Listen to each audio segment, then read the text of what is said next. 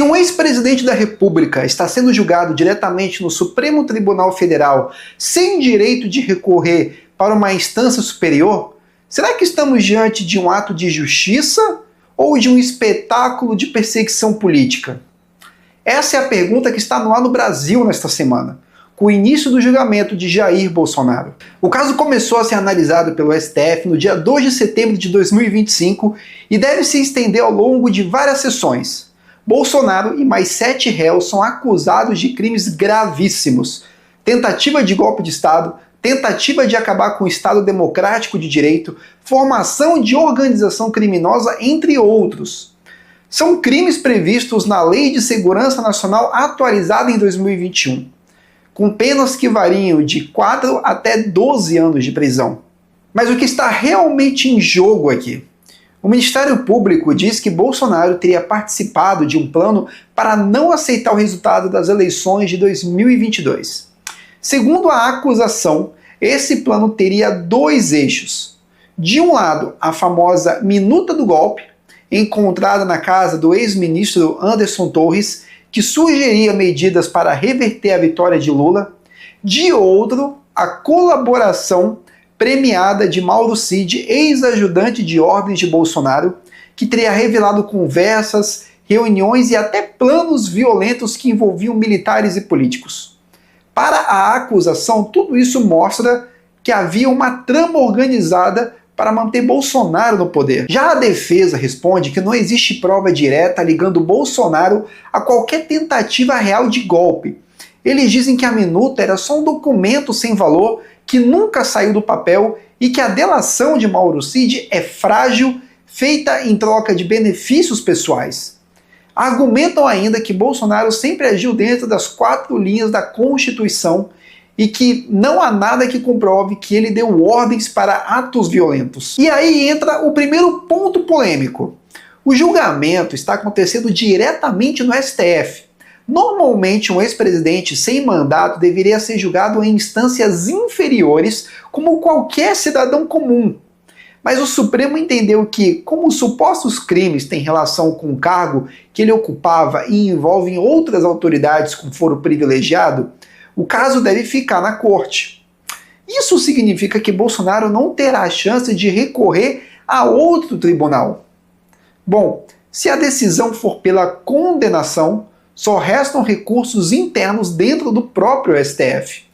Ou seja, quem condena é também quem julga os recursos. Isso levanta uma grande dúvida sobre imparcialidade. Comparando com Lula, por exemplo, ele foi julgado em primeira instância, depois recorreu ao TRF4, ao STJ, ao STF, teve várias instâncias para discutir as sentenças.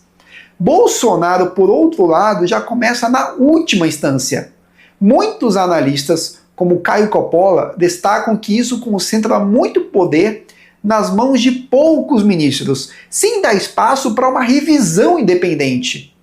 Outro ponto que virou debate é: esse julgamento é justiça ou é vingança? Justiça no sentido verdadeiro é aplicar a lei de maneira fria, impessoal, sem olhar para quem é o réu.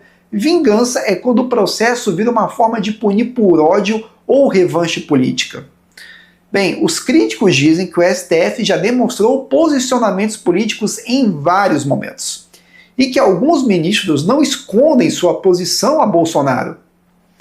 Para esses críticos, isso coloca em dúvida a neutralidade do julgamento. E a questão que todo mundo quer saber: Bolsonaro pode ser preso? Hoje ele cumpre prisão domiciliar com tornozeleira eletrônica por ter descumprido medidas cautelares anteriores. Mas se for condenado neste processo, a pena pode ser mais severa. Ainda assim, a execução não é imediata. Primeiro é preciso analisar os recursos dentro do próprio STF. Só depois de esgotados esses recursos é que a prisão definitiva pode acontecer. Mesmo assim, dependendo da pena, existe a possibilidade de manter prisão domiciliar por causa da idade e da condição de ex-presidente. As consequências políticas são enormes. Para os apoiadores de Bolsonaro, esse julgamento confirma a ideia de perseguição política e reforça o discurso de que ele é vítima de um sistema injusto.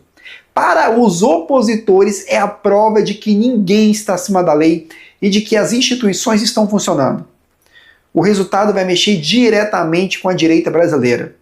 Pode reorganizar partidos, lideranças e até influenciar o cenário eleitoral dos próximos anos. E mais, o julgamento coloca em xeque o equilíbrio entre os poderes.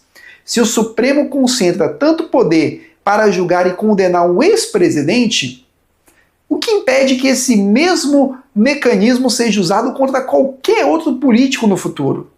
Deputados como Luiz Felipe de Orleans Bragança alertam que esse processo abre uma porta perigosa, a de que a justiça se torne um ator político acima de qualquer controle.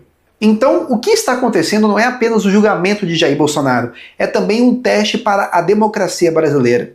Se o processo for conduzido de forma imparcial, transparente e fundamentada, será um marco de justiça, mas se der sinais de perseguição e partidarismo, pode se transformar em um capítulo de vingança política que vai manchar a história do país. No final das contas, a grande pergunta é simples, mas decisiva. Estamos vendo a lei ser aplicada com rigor ou o uso da justiça para eliminar um adversário político?